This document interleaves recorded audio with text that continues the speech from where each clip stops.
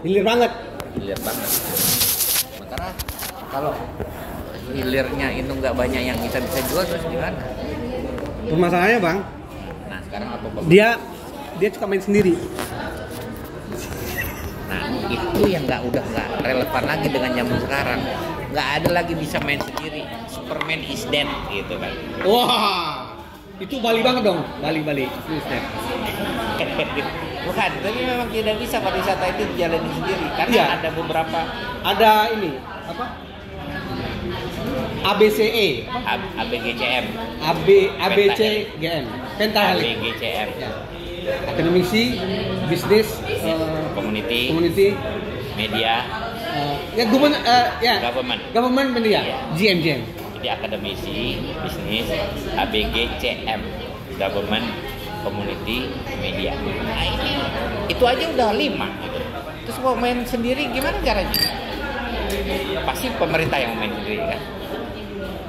dengan kroni-kroninya nggak bisa, nggak bakal jalan. Nah sementara kan harusnya mereka tuh, pemerintah itu berpikir meninggalkan legacy.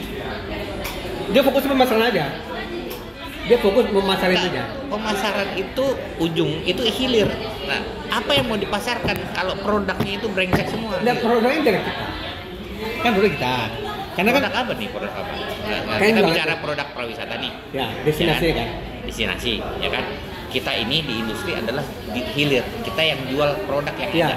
Nah, produk yang ada yang bikin siapa? Bukan kita. Iya, ya kita. Kan Government destinasi tadi. atau swasta yang punya lahan atau yang bikin atraksi kan gitu. Destinasi itu kan ada atraksi di situ, ya kan? Nah, apakah atraksi ini layak atau tidak tadi? Apa namanya? Packagingnya seperti apa? Uniknya apa? Nah, untuk membuat sebuah destinasi yang unik ini kan juga nggak ujuk-ujuk, harus benar-benar dilihat. Nah, bilang tadi kan kalau atraksi itu kan ada yang buatan, Ya. alam mungkin mana-mana mirip-mirip lah ya kan. Kecuali yang unik banget misalnya ada gunung yang bisa didaki dalam 1 jam tapi tinggi banget kan Air terjun gitu. air Gitu terjun. kan. Tapi itu kan standar. Terus buatan dan budaya. Buatan itu ya Event. tempak lah itu buatan. Oh, itu. Tempak. Terus budaya itu termasuk event.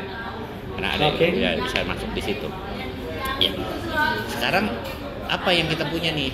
Alam. Oke. Kita lihat seberapa uniknya alam yang mau dijual itu untuk pariwisata. Kalau nggak ada yang unik sama aja pantai-pantai begitu malah lebih jelek. Iya. Gimana kita mau jual kalau gitu kan? Terus tadi kan buatan, ada nggak Disneyland di sini kan gitu? Ya, atau sesuatu yang nggak ada, yang nggak ada ya coming soon, alhamdulillah, amin gitu. Tapi artinya kalau ada itu yang bisa jadi magnetnya, ya.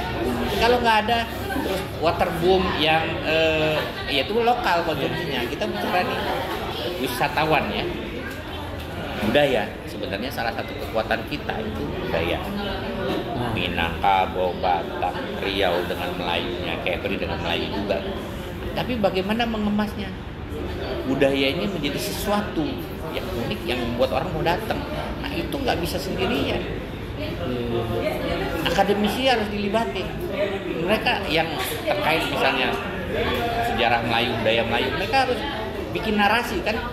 Pariwisata itu juga narasi, cerita, storytelling. Terus kalau nggak ada ceritanya terus gimana mau orang ntar, ya kan? Terus kalau misalnya yang sifatnya sendera tari, nyanyi itu apa yang menariknya, apa yang bedanya yang buat orang muda?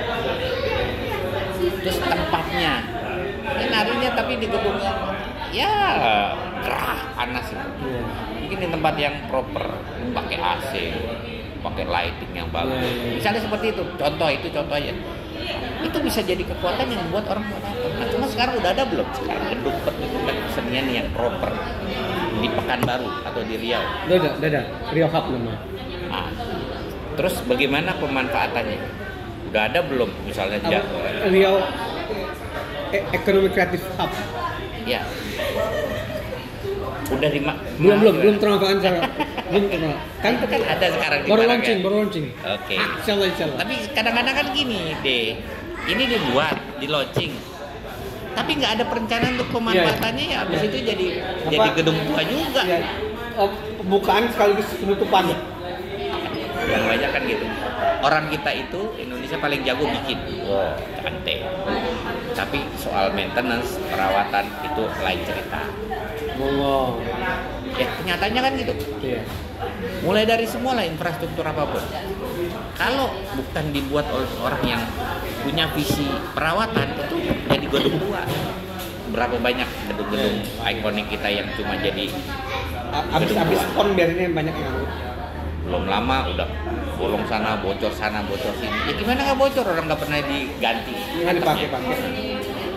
Nah itu, peran Asita itu kan kita di hilir nih, tapi kan kita gemes, nggak ada yang bisa kita jual. Nah kita agak mundur sedikit nih.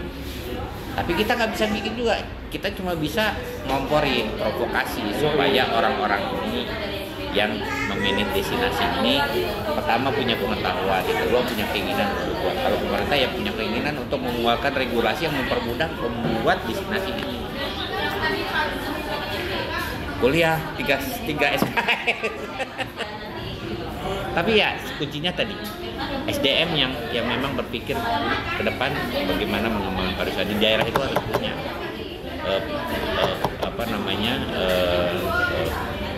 sekolah-sekolah pariwisata, mulai yang dari tingkat pelaksana ya, tingkat middle management sampai yang tingkat top levelnya ya.